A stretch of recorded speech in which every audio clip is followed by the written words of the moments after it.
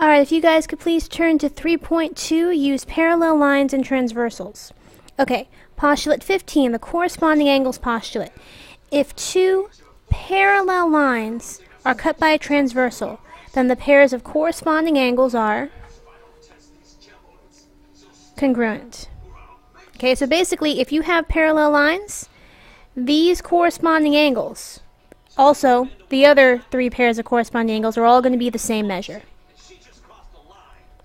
Okay, so for example, I apologize if this is kind of fuzzy. The measure of three of the numbered angles is 125 degrees. Identify the angles, explain your reasoning. Okay, by the corresponding angles postulate, because this angle is 125 and these two angles are parallel, these two lines are parallel, angle 7 also has to be 125 degrees. Because those are corresponding angles.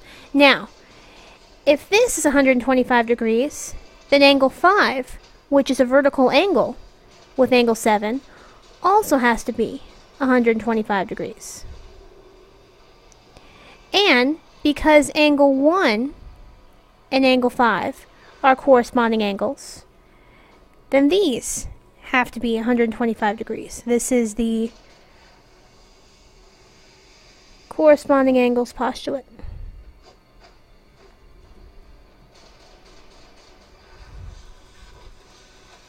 Okay, I'll let you guys do this checkpoint problem. Let's go on to page 2.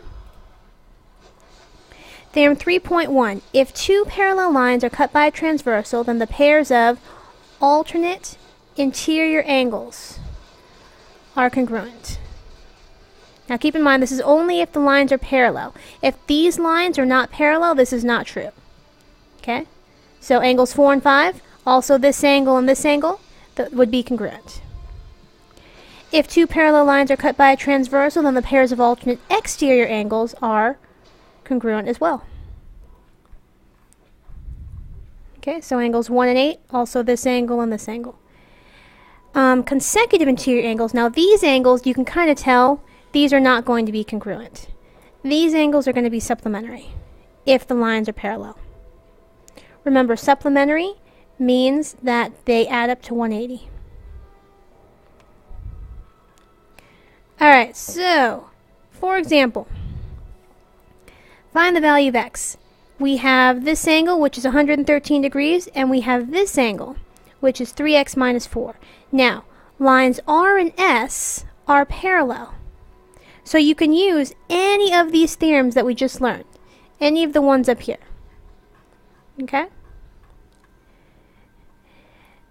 Hopefully you guys can see that this angle and this angle are alternate exterior angles. And as we know, we just learned, alternate exterior angles are going to be congruent when the lines are parallel. So, these two angles are equal.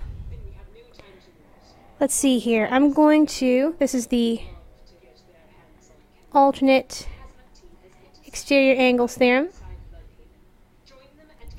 I'm going to add 4 to each side, which would make this 117 equals 3x. Now I'm going to divide each side by 3.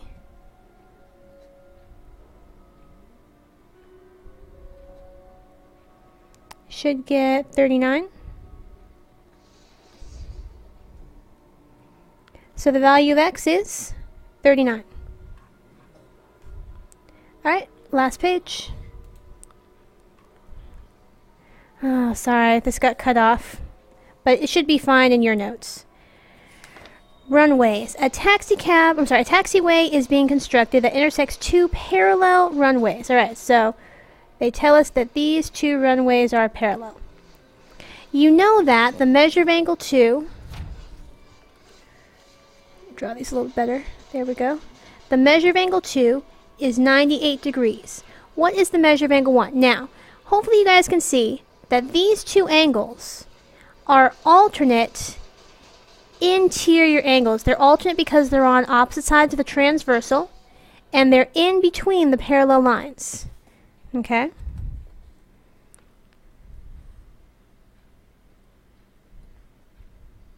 Oops. alternate interior angles. So because the runways are parallel, angle 1 and 2 are alternate interior angles. By the alternate interior angles theorem, angle 1 is congruent to angle 2. By the definition of congruent angles, measure of angle 1 equals the measure of angle 2, which is 98 degrees. Alright, I'll let you guys do the last 2 checkpoint problems, and that's all for today.